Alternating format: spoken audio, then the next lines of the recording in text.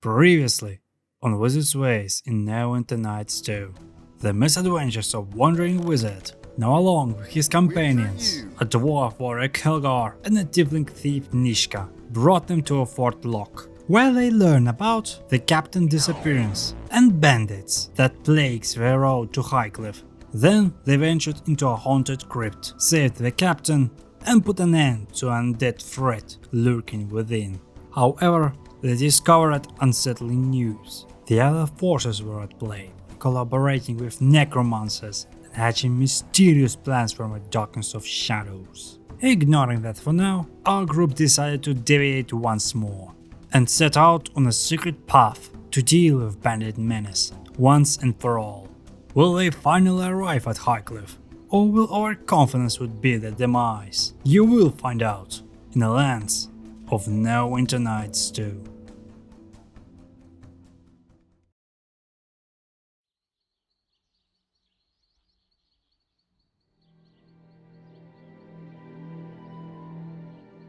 Another boring day, huh? I could really go for some chicken after my shift. Don't count on it.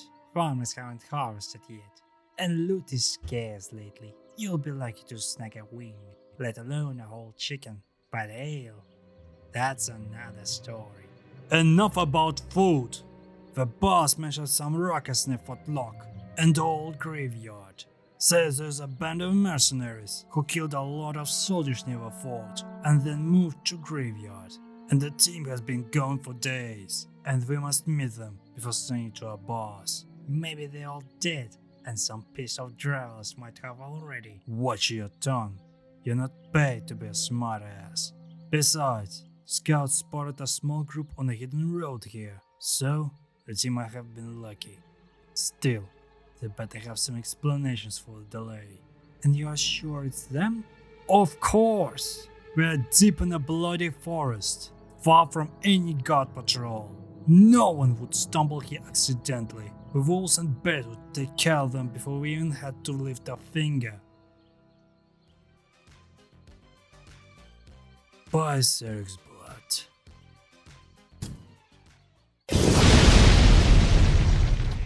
At the sunset, we arrived at the Bandit camp. As we lighten up the mood a bit, the initial forces were weakened and dealt with relatively minor losses, but it doesn't mean that after the graveyard incident, dealing with bandits would be an easy job. Yes, they aren't supernaturally tough, spells work on them as intended, and it's morally correct to kill them, I suppose, but behind the supposedly easy challenge hides the sole fact that they are all rogues. That didn't sound threatening enough, does it? Well, remember that I said that rogues backstab a lot. In Dungeons & Dragons rules, it's called a sneak attack. Bonus damage, bigger numbers, you get it. But sneak attacks doesn't mean only backstabs though. It's generally any attack against an opponent that isn't aware of your presence, or in Neverwinter Nights 2 terms, doesn't attack you specifically. But here's the catch. If there is more than one rogue attacking you, the rest would be considered sneaky enough to sneak attack you. Huh, it isn't bad enough? Well, you don't even need melee weapons to use it. You can also use ranged weapons, bows and crossbow, just very close, which means you don't even have to be near the target to deal increased damage. Wow, I wonder how bad it could be if I would fight like 6 to 10 people while they turn everybody into Swiss cheese at a speed never seen before. Yes, I love that our enemy team consists purely of glass cannons, requiring a specific approach to make an experience bearable. How could you tell? We enter the encampment under a cover of darkness, with mob bandits waking up for battle. And this is where the bullshit starts. Countless arrows are flying left and right, and only by their sheer incompetence were undead on the spot. Thankfully, the mantle of mage armor and body doubles helped survive the onslaught of arrows. And Kelgar, as usual, dealing with bandits up close and personal. They might have their numbers, but I have time. A lot of time. With barely any health potions and spells left, we take a short rest, and you'll soon know why. Within a secluded section of a fort, we discovered a group of refugees held captive by the bandits that we released. I don't know how you managed to slip through the camp, but we'd best be getting out of here. Yeah, you're right. Head down, and at a fast pace till we exit. I'll cover wherever I can. The rest is up to you. We'll follow your lead. Hope you've already cleared the way out. The prisoners are escaping! Oh no, lead the way, and hurry! We won't be of much use to you in a fight. An alarm was raised, and the rest of bandits got out of the hiding holes. Literally surrounded, they pin us with a barrage of arrows. Though not as strong as before, a tactically missed fireball later, we kill the remaining thugs and safely escort hostages out of the camp. The hostage has been rescued. I can't believe we made it out in one piece. You were amazing in there. Thanks, but just a typical day's work, really. Our thanks to you, friend, and to your dwarven friend too. We'll make our way to Fort Locke from here. Yeah, all in a day's work. My tactical genius is unparalleled. Those fucks didn't even know what hit them. Thank you again. We'd best be moving before the bandits send more men to pursue us. Did you see the way he ignored me? He thanked you, but it was like I didn't even exist. I helped too, you know. A true hero doesn't need the thanks of others. Oh, really? You were puffed up so much when they thanked you, I almost thought there were two of you. Girl, relax. No matter how little you contribute to a fight, it still matters to me. Just keep it in mind in the next fight, and don't rush head on. Well, thanks. I mean, you did good in there. Didn't think we'd actually get through that in one piece. But it was kinda nice working as a team without having to backstab anyone at the end, I can tell you that. With a hostage situation dealt with, we clear the camp of all it's worth. And yeah, maybe the premature rest wasn't such a good decision. Well, what is a memorable journey without some challenges along the way? We heal up as well as we can and enter the estate. For a place ravaged by bandits, it looks rather nice. The house, despite his outside appearance, is quite big and held by a bandit chief and his numerous thugs. In the first room, we have a trap door for some reason. 3 people are having rest, with a massive half-orc surgeon standing in the corner. Luckily, we managed to kill him quickly before he drank his potions, gaining one of them in the process. Inside the chests, we find more money, and in a weapon stand, a tower shield and a bastard sword. But carrying them is not worth the trouble, as their weight and price don't pay enough. We skip in the big square room for reasons I will explain a bit later, and scout ahead with Nishka. A shock contraption is hidden under the floor, with worrying numbers of bandits patrolling up ahead. Silently disarming the trap, we use stealth advantage to come close enough and cast the deep slumber right in the crowd. Let's make it count. After surviving the initial barrage of arrows, we get the door just opened. Oh shit. Well, plan A is out the window. That room contained the other group of 4, with Wizard in charge. Despite being on the same level as us, he doesn't use anything besides the lightning bolt and frost rays, and without the mid shields, he is soon also slain. Sucked to be you, I guess. And after all this time, we find our first rope and magic wand, imbued with 5 charges of lightning bolt spell. While the wands would be of use right now, the robe, I'll wear my old robes for now. As we regain some strength, we meet another group of thugs. Without hesitation, Kelgar rushed right into them, in hopes of stopping them in their tracks. Yet their ignorance sealed their fate, as they unwittingly decided to attack me instead. You oblivious fools! The narrow corridors are my domain! You are doomed by your own folly! Now with 3 charges left, we scout the remaining rooms. With a door on the right, enter a room filled with stolen goods. It looks innocent enough, but certainly there is some hidden trap. Nope, it's completely empty. The door on the left is locked. Outfit with advanced, sharp reminder security system that Nishka cannot crack. Well, I guess we have to use the good old unlocking trick called "Open up, you little shits." After putting them to rest, we find the room completely empty. In a room near the exit that we clearly forgot about, the last remaining thugs reside. We quickly kill them off, and soon after clean up their pockets. Now, the only room remains. What's behind it, you might already guess. We prepare for confrontation and enter the room. Almost step on a spike trap. It would have been embarrassing to die right on their doorstep. Inside a bright room, filled with expensive paintings, rugs and desks, the bandit leader is already waiting, with his henchmen ready for a fight. He doesn't bother much with our presence, asking for a reason for our unexpected arrival. We answer straight. Your head cost a lot of money back in town, and I here to collect. With a smirk, he offered us to pay off their bounty, so we would leave him and the camp altogether. Do you really think I'm in this for the money? Sure, having money is the struggle of living, but your death would bring so much more for me than any money ever could. Brace yourself.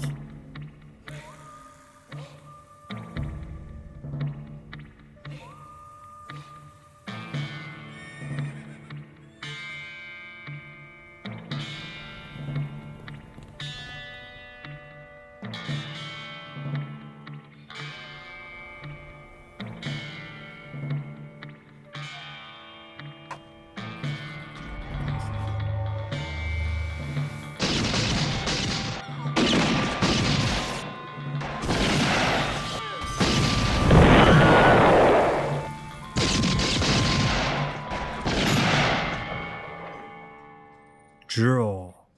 On his corpse, we find a unique magic sword that deals additional damage with sound, a studded level armor, and some spare change. In the chest, we find an amulet of turning the dead. That would have been very useful a video ago, if we had a priest, and some scrolls of acid arrows and a web to stop enemies in their tracks. A small room extends from a main office, likely the personal chambers of a chief. However, our inspection reveals it to be disappointingly devoid of anything useful, besides more money and potions. Well, at least it was partial success. Now, let's collect the bounty. Back at the fort, we collect the paint for a rescue mission, return the holy icon we found along the way, and receive the bounty of 500 gold pieces. With that taken care of, we have tied up all the loose ends here. Now it's time to stock up on magic items, ammunition and potions for our journey ahead. Off to Highcliff we go! What's now?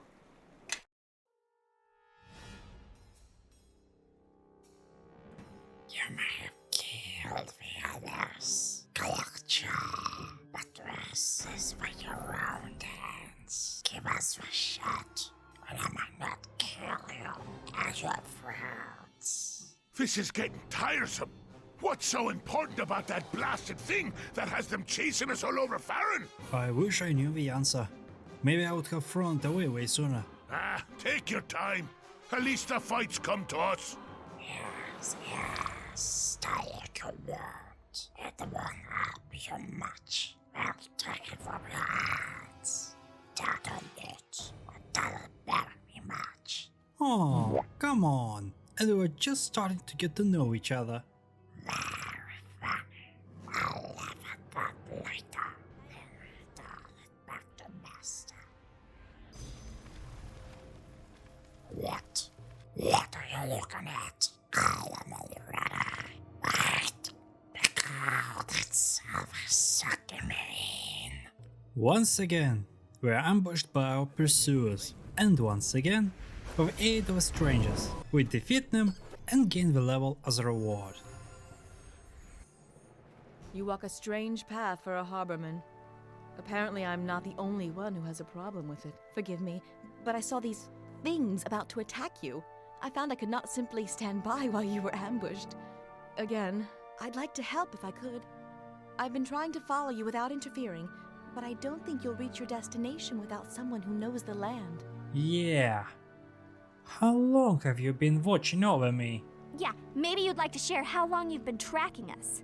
If you can take your eyes off our leader for more than a moment. I am Elanee, and rather than shadow you, I would walk with you. We're doing fine, thanks. And maybe you'd like to explain why you were following us in the first place. I'd like to know that as well. Tree worshippers tend to keep to themselves and don't pay much mind to travelers who take the roads. I think you will find tree worshippers a rare thing these days, dwarf. So do not use that word lightly. Apparently not rare enough to have you come out of nowhere after following us, for hells knows why. A tree worshipper? So you're a druid. Yes, I am one of the tree worshippers of the mare. Just as you have the smell of a harborman upon you. I've watched you stumble through thick and bramble, miss paths right in front of your eyes, and let those beasts catch you what feels to be a dozen times over. Before casting insults, maybe one such as I could actually help you, Harborman. Did you think of that? Relax. I meant no offense. But to be honest, you have done a shit job at following us undetected. I'll echo that. She still hasn't said much that carries any weight, in my opinion. If that is your answer, then keep your village-born suspicions. They matter little to me. Alright, I guess that the issue is dealt with. Will you tell us already, for how long have you been following us? It's a strange circle of who follows who on this road. At first, I was following those who attacked you, but they seem to be following you. Which leads me to believe there's something you have, something they want, so I thought that perhaps my enemy's enemies would at least welcome some company to their destination. And with my help, even get there faster. Meet Elanee, a sassy elf, who reveals herself to be an unseen watcher, who has been following us all the way back in the swamp. Besides being more chaotic neutral than I am, she is now our companion, and, subsequently, a party druid. Druids could be considered as a dedicated spellcaster of a team, but putting them on the same level as wizard would have been quite a stretch. And yet, they are unique enough to stand out on their own. Their spells don't come from arcane knowledge or innate magic power, but from a nature itself. Who could have guessed? Their nature, of course, isn't exactly sentient.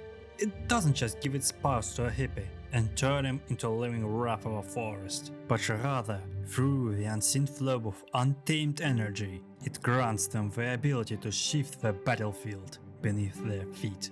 The connection between a druid and the powers of a wild could be considered a faith of sorts. Or, well, at least that explains why the spells are considered divine, not arcane for the sake of rules. As such, they have a vastly different spellbook, the spells that no one else besides these and these has. Oh, and also they can shapeshift into animals. Nobody makes a joke about that. Why do you want to help us? There is something these hunters want from you, and they seem determined to stop you from reaching your destination. So I feel it is my duty to balance things out. Besides, they outnumber you. It's not fair. I suppose I could take a little break from a chase, so I wouldn't mind if you lead ahead for a time. Very well. That wasn't so hard to admit now, was it? What? We're taking her along? Why? Is there some sort of problem? I'll say, you're still talking, and you're acting like you're coming with us. That's the problem. As much as I welcome her help, I trust her no better than you do. If there is no questions, let's move out. If you travel only with those you need, instead of out of friendship or loyalty, then perhaps I have misjudged you, and your companions. Maybe you better watch your tongue, because he's done more for us than you've done. Fine, let's be off. Judging by the sun and trail, you were headed to Neverwinter, correct? Yes, we are off to see our relatives there. Indeed. The more distant relatives they are, the better in my experience. Let's be on our way. Follow me. The Maiden's Glade is not far.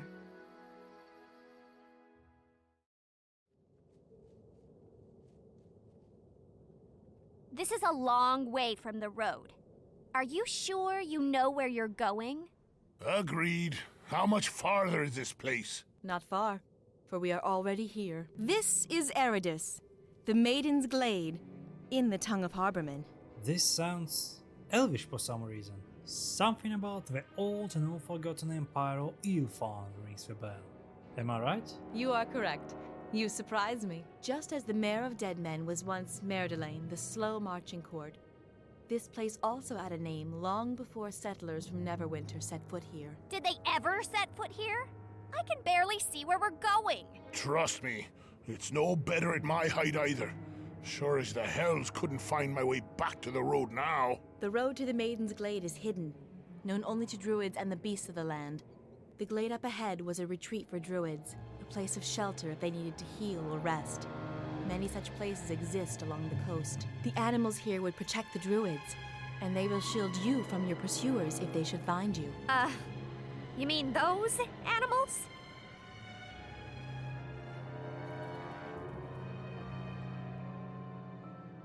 The Maiden's Glade, that's supposed to be a haven, safe and protected from the outside world, isn't as safe as we assumed. After dealing with a feral wildlife, we take our chances and level up.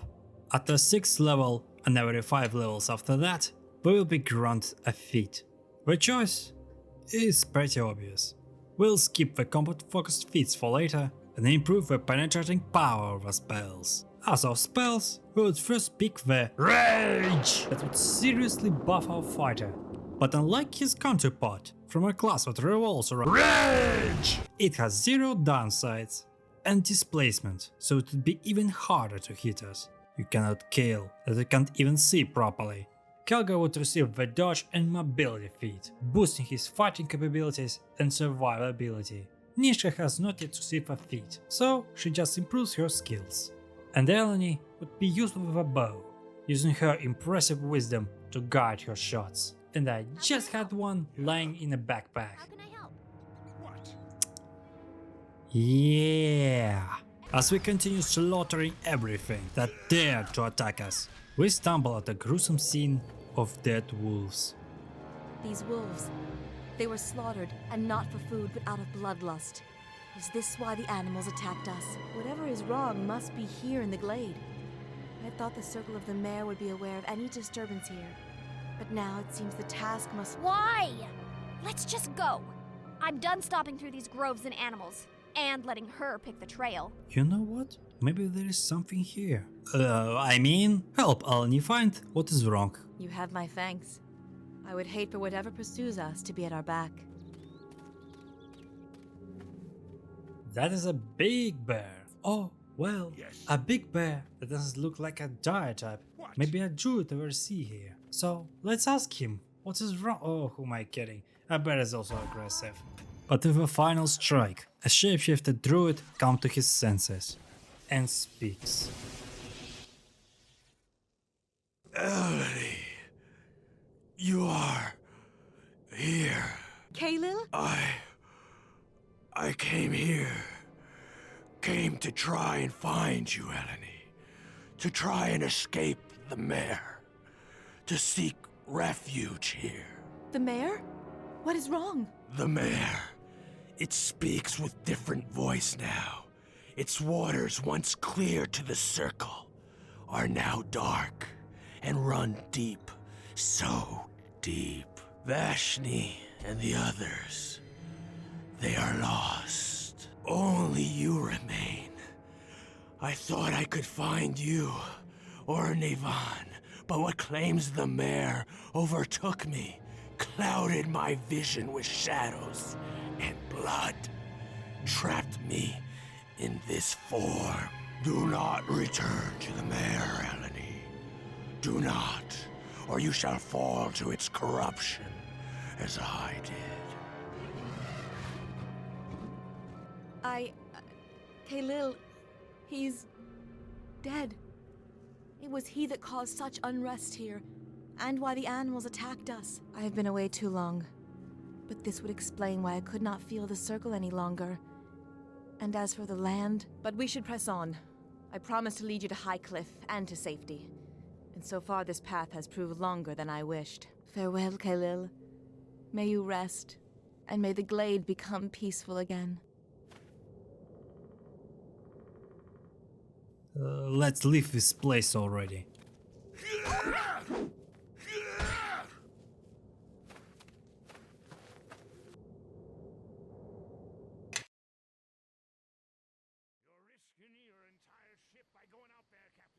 Ignore me if you will.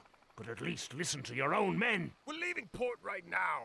Nothing's stopping this shipment to Neverwinter, especially not a pack of lizard folk. What are you lot just standing there for? Bring up the sails! Man the oars! The fool is risking a ship worth 10 times the cargo he's carrying. And for what? For the sake of a few extra gold for an early delivery. And sailing to a sea was always a risk.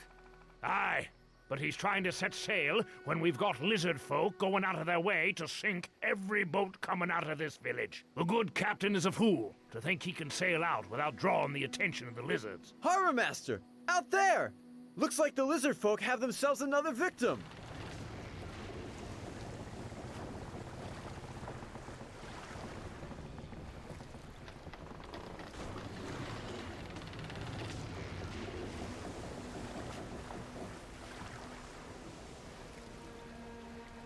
And I think we've all learned a lesson here. If I say it's too dangerous to sail, it's too dangerous to sail. All right, lads, see what we can do to help those sailors. Let's just hope the lizard folk let them swim ashore. Sorry, but I've got my hands full here. Some of the other sailors should be able to fill you in. Well, I guess we're staying here for a while. Welcome to Highcliff, a quaint fishing village that somehow managed to look 10 times better than a supposed fortress, as decreed by the officials of Neverwinter themselves. And as it now, the port is in a lockdown. No one in and no one out. Unless the issue of them crashing and going to the depths of the sea is solved. Why can it be solved? Lizard folk. Do you know where they are? No idea. Do you know who might know? Go speak with Elder. He knows more. After some infighting with drunks and clearing some houses from seamen, we find an elder on the square, who is in the process of trying to calm down a woman named Junie. We'll come back to her later and question the elder about the attacks. He mentions what everyone already knows, that the lizard folk have begun attacking the ships, damaging them and preventing their departure into sea. It also appears that these attacks are becoming more frequent, as evidenced by the disappearance of Junie's husband. Additionally, aside from targeting the ships, they have begun attacking the outlying farms, driving the farmers back into Highcliff, except for one, a woman named Chandra, who, despite the threat the lizard folk possess, stayed back at her farm, not far from here. The elder says that she might know more about the attacks, but also that it could be a very good place for an ambush. Either way, we may get what we want. A man named Mozart stands beside the gate, seeking our assistance to deal with his problem. He was hired as a guide for a group of adventurers who has since been vanished. Despite completing his part of the deal, Mozart has only received half of a promised payment in advance, so he awkwardly requests our help in retrieving the remaining amount, which we will certainly return. Junie, who we mentioned earlier, finds herself in a desperate situation, recognizing our willingness to face danger for the sake of the village. She implores us to also search for her missing husband. Well, it's not that our wanted list is already big enough, so let's add a missing husband to the list. With no time to spare, travel to Chandra's farm.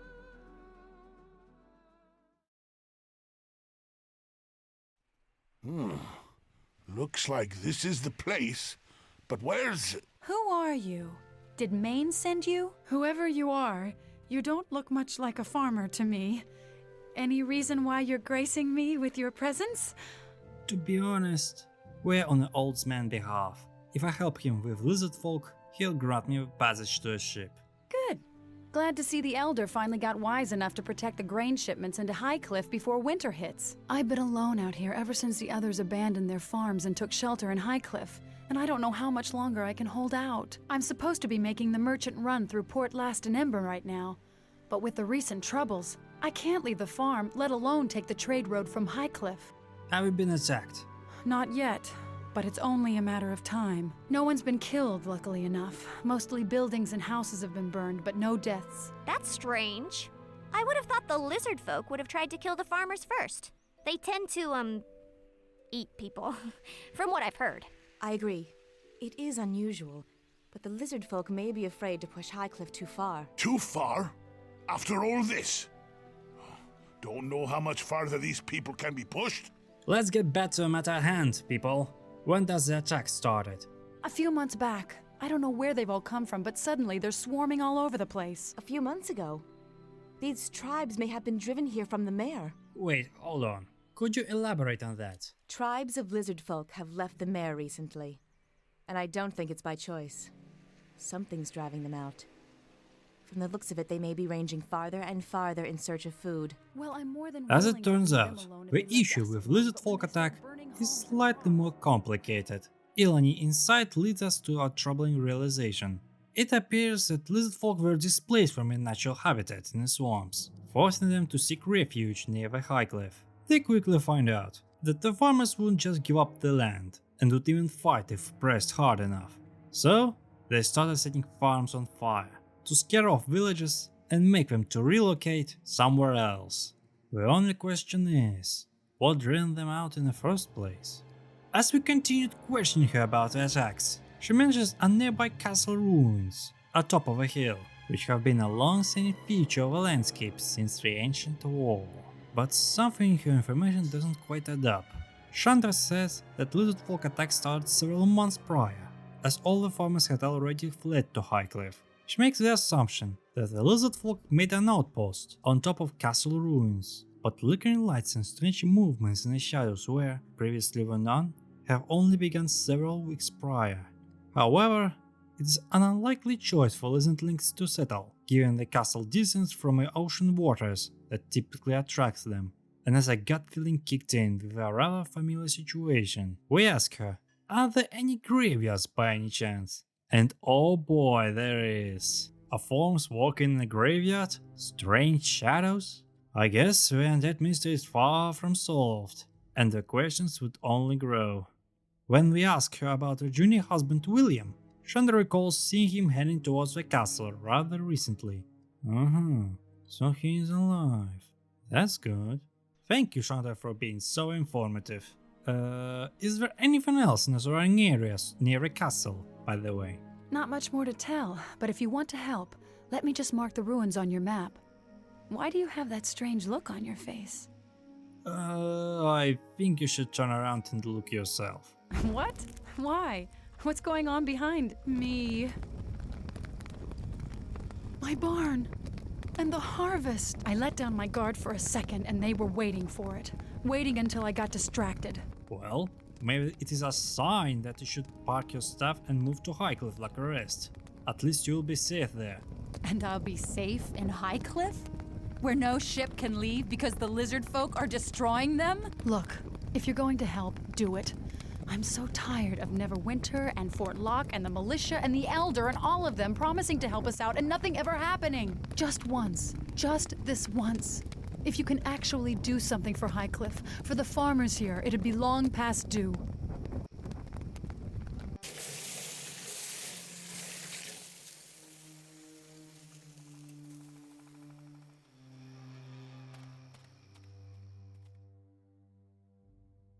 After a quick detour to a smith for a bow and arrows, we enter the valley near the castle.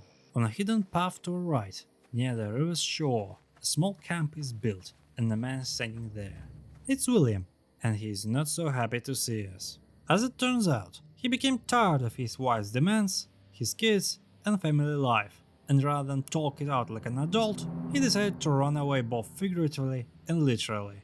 With our negotiation skills clearly lacking, he is determined to stay out in the wild, to start a new life. If we tell him that we will snitch on him nonetheless, he will get a hint and bail, never to be seen again. But we could assure him that we would inform his wife of his supposed demise, leaving him free from a potential pursuit and us with an emotional baggage of a widow. We promise him, of course, but it not would suit our character to keep said promise. On a path to the left, just before reaching the castle, we encounter a mountain trail littered with packs of wolves, and at the hill's peak we stumble upon a group of boys, cornered by hungry beasts.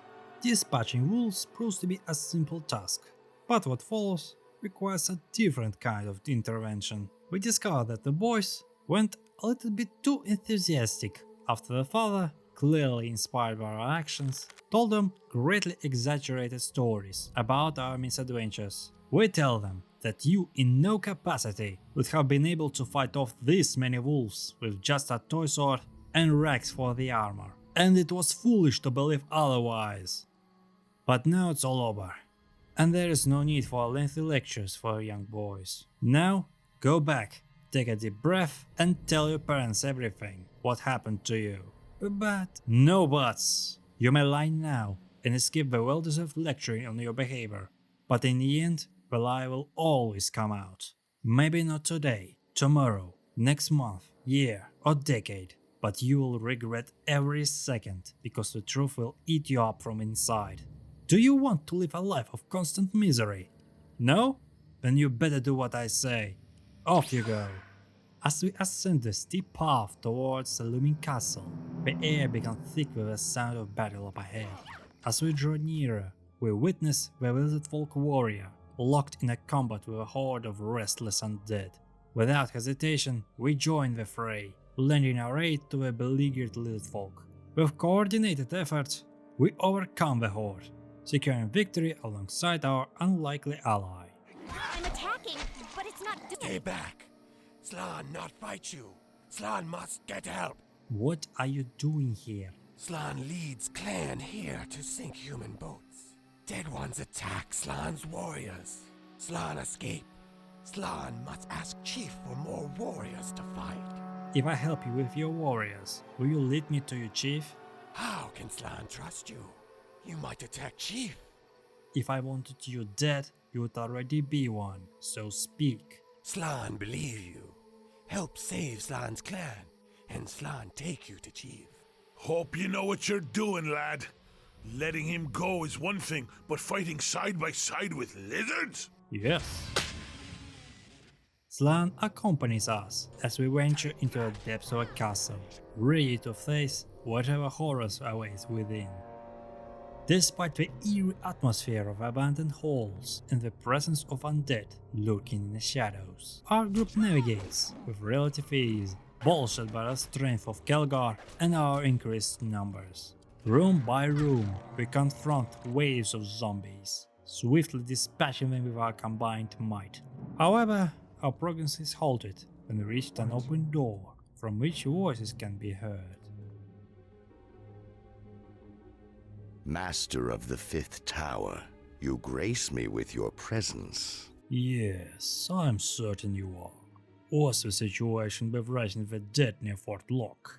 The priest does not respond to my callings. There have been complications, my lord. One of our disciples near Fort Lock has been slain. It shall not affect our plans at the fort, nor the raising of our troops. Our power runs strong here. The war our master pursued here so long ago still fuels our magic. Our enemies shall not prevail. As long as Neverwinter is occupied, your service pleases me, and from me, your master. We are all in the service of the King of Shadows, Lord Garius. Sometimes we forget he is all around us, and there are no ranks and hierarchies before him. Think what you will, as long as everything proceeds as I ordered. It seems someone else has come to pay their respect, priest. Perhaps the one who has slain our little brother back at the fort. Contact me after you dealt with them. The second Shadow Priest is definitely tougher than the previous one. He even managed to cast more than one spell and summon an armored zombie to his side, but he wouldn't prevail either. On the reanimated corpses of the adventurers, we find more scrolls with spells, as well as payment for Mozar. The priest only carried a mace and an amulet of vitality, which would boost the strength of the body, making it slightly more resilient to damage. In a destroyed chest, however, we find potions and still intact journal, a pair of very nice boots, and a wand of paralysis. The journal does not give any helpful insight, as it consists mostly of religious ramblings and pseudo-philosophic reflections. After some more zombies and 4 ghouls later, we approach the locked door, which Nishka pries open, and behind it, Aslan's warriors barricaded themselves, with suspicion taking my desire to speak with their chief. But with no other choice, they honor the bargain and lead right us to their chief.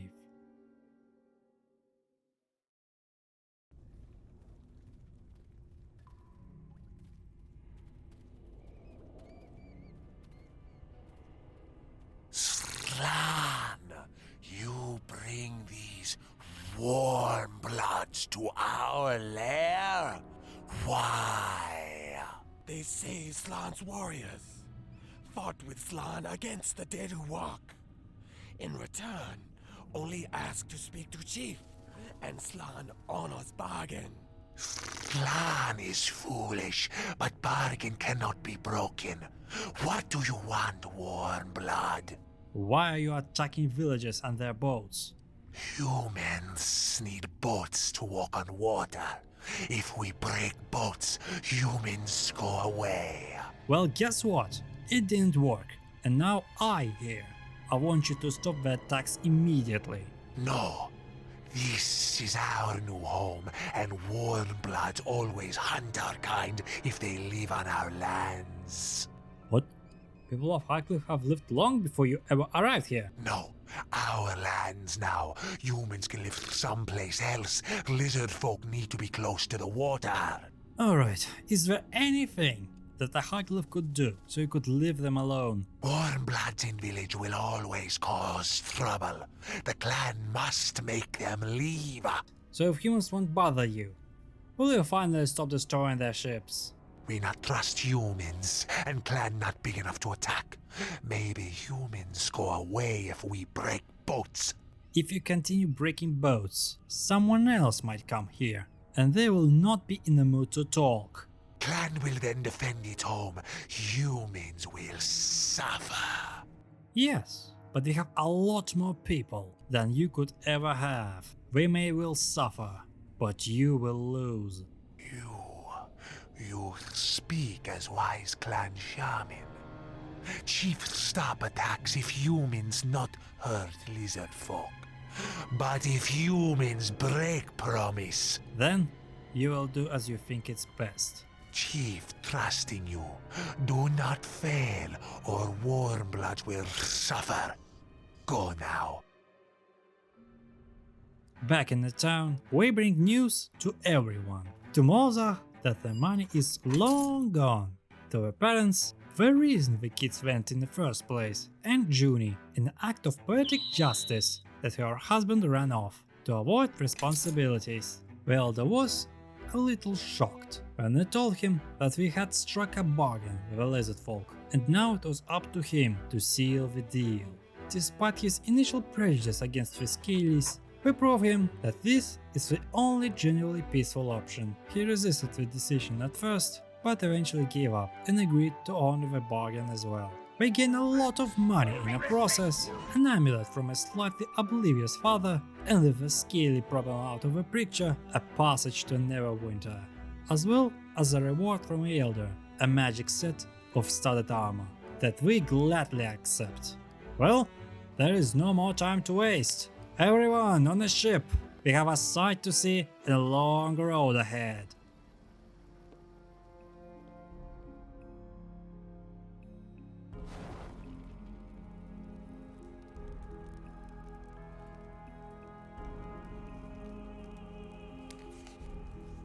Dalrin. Lord Dalrin now, I hear. Who's there? Come now. You remember? Has it really been so long? But you died at the battle at West Harbor. Delayed, perhaps. My imprisonment was most distressing. But dead? Now how could I die with so much left unfinished? Somebody help! And there is so much more left to do.